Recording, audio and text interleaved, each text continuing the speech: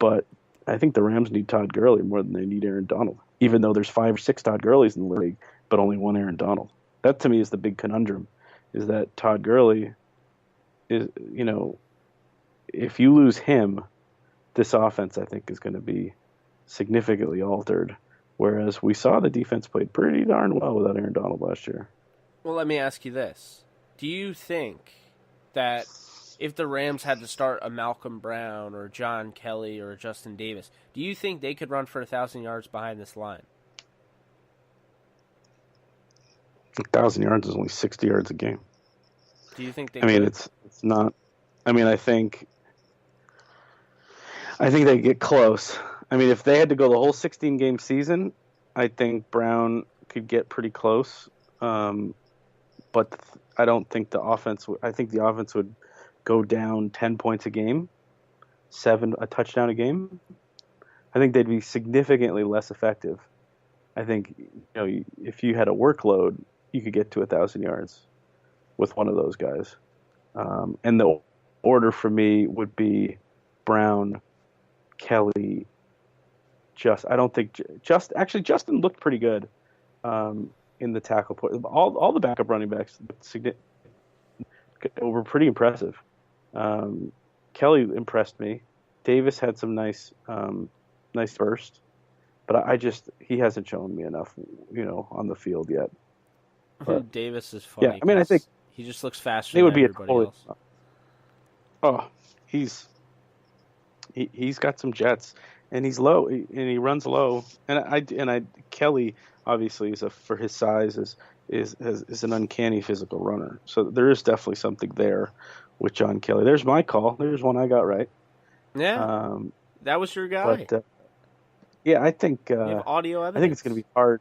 It's going to be hard for Davis to make this team over one of those two guys, because I think John Kelly's going to show out in the preseason. That's going to be a good. There's one for us later to talk about positional battles. That third running back spot is going to be a big one in this camp. Well, what's funny is I think the Rams are going to keep either 3 tight ends or 3 running backs, or 4 tight ends or 4 running backs. So I think, definitely. Hear me out here. I think it's Johnny Munt versus Justin Davis. 2 guys that were on the roster last year. They're young. They had a lot of potential. They've shown stuff. Johnny Munt looked really good against, I think it was the Vikings last year in preseason, or it was the Packers. Yeah, the 4th game. It might have been the Packers. Packers, I think. Yeah. Justin Davis, if he holds on to the ball, I don't think he, they stopped giving him the ball. I think he would have probably led the league in rushing for preseason. Preseason rushing. Yeah, Justin Davis can run the ball. The question with Justin Davis is, can he catch the ball, hang on to the ball, and pass block? Those are the questions I have with Justin Davis, because I think Justin Davis is probably the second best runner on this team. The problem is you can't trust him to A, hang on to the ball, B, catch the ball, and C, pass block. I think to me that if I was to rank the 4 running backs, Davis would be 2 in running and then 4 in all those other skills. Yeah, I have a hard time demoting Malcolm Brown, since he's just so solid. And when he comes in, it's steady. He's just solid. You're not getting a tremendous drop off. You are because it's Todd Gurley, but you aren't because Malcolm Brown could start on a couple teams in this league. He really could. Well, Malcolm Brown. I've been a really big Malcolm Brown fan since they've come back. And the problem with Malcolm Brown, he's a very steady guy. Sean McVay called him one of the steadiest guys on the team just a couple days ago. The problem with Malcolm Brown is he's just a step slow. He's just not quick enough, and it just some of those plays that Todd makes, because he's quick enough to hit the hole or quick enough to beat the backer. He's like Zach Stacy, man. It's just Malcolm Brown's just a step slow. He gets what's blocked and can't get much more because he can't beat anyone.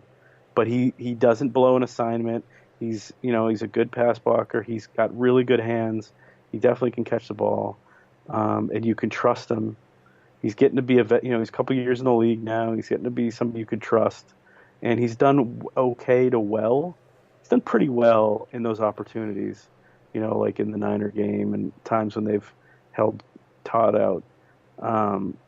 But I just don't. The upside is the younger kids. The upside's Kelly. The upside's Justin Davis if he can show that he could do those other things. Yeah, I definitely agree with you. I think it'll be very interesting when you look at, somebody like John Kelly, who's the 6th rounder. And, I mean, he's in the same round as, the defensive lineman they got, whose name has escaped me, Day. The hyphenated name? Yes, yeah, Sebastian Joseph Day. So I guess it didn't escape me that much. But, so, he's in the same round as him. But I just feel like when you're a 6th round running back, I feel like the expectations, I don't know why, but I feel like they're higher than, a defensive lineman. I don't know why, but like you can't tell me that Sebastian Joseph Day has higher expectations than John Kelly. Like people are acting as though John Kelly's coming in and he has a chance to be like, a serious player where, people are wearing his jersey at the stadium, like he's going to be like that fun fan favorite 3rd down guy. When you look at, what the Jets had, what's his face, the guy that's now on the Falcons, Devondre Campbell. Oh, no, Lorenzo Malden. You're like, why are Jets fans wearing his jersey? Like, he's solid, but like, why are... Well, he's a fan favorite. Like, I feel like that's going to be, John Kelly for years because I think he's going to be behind Todd Gurley, and I think he's going to be okay with that. And then eventually, he'll move on and he'll end up going to be a starter.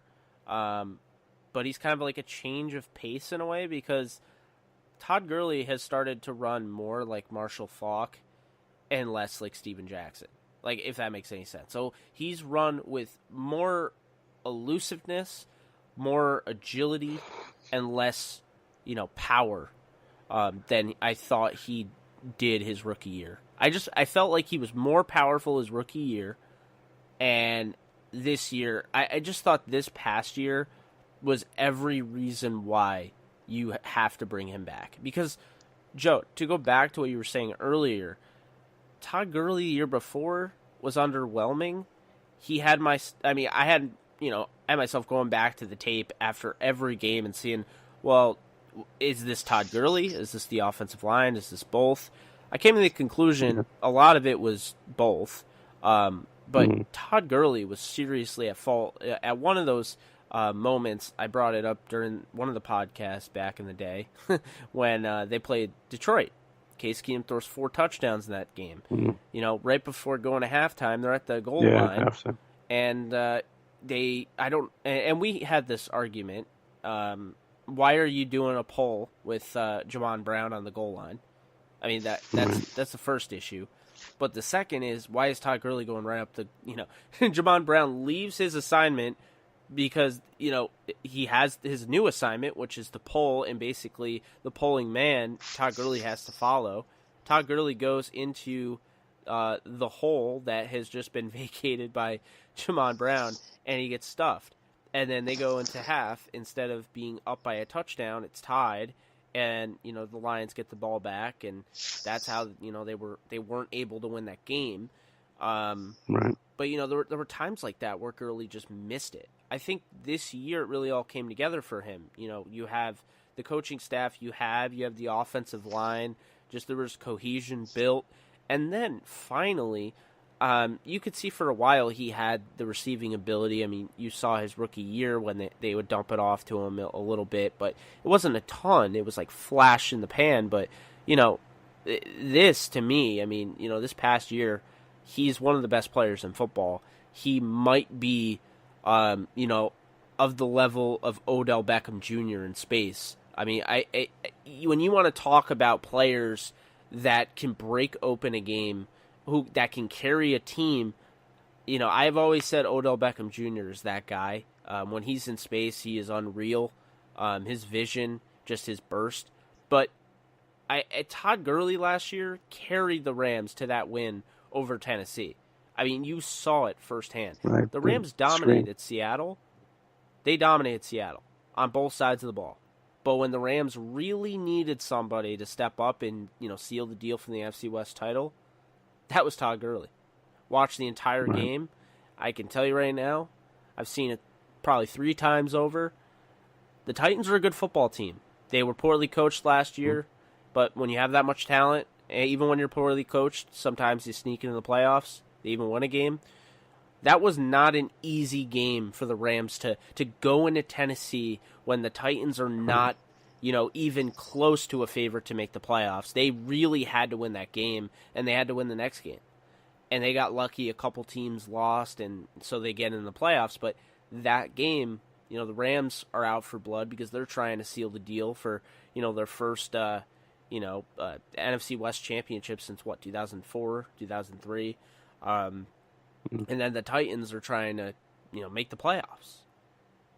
So, all those scenarios and everything, they came into play, and Todd Gurley, that's when he stepped up to the plate.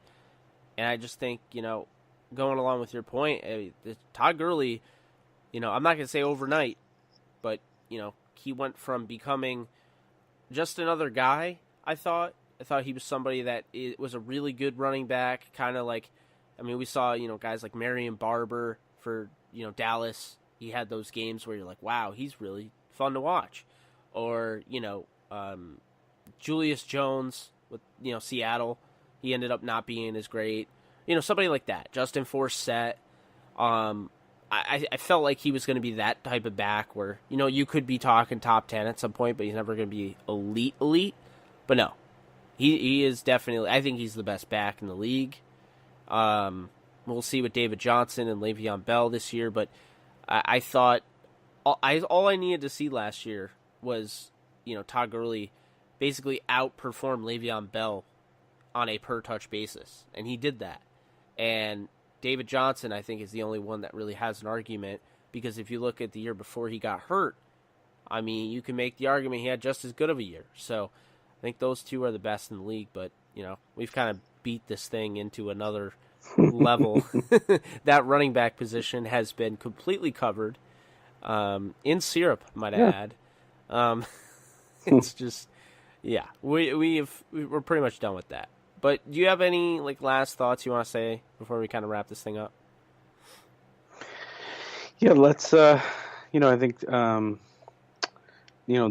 big position battles in camp are. I love that idea of Munt versus Davis. I like that. Certainly, who's going to play that right guard spot entering the first two games of the season, and that's Blythe versus Noteboom.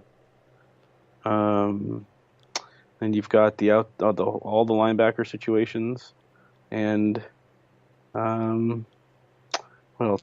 Where else is there a position battle on this team? Oh, also I would say red zone weapon. Is it Everett?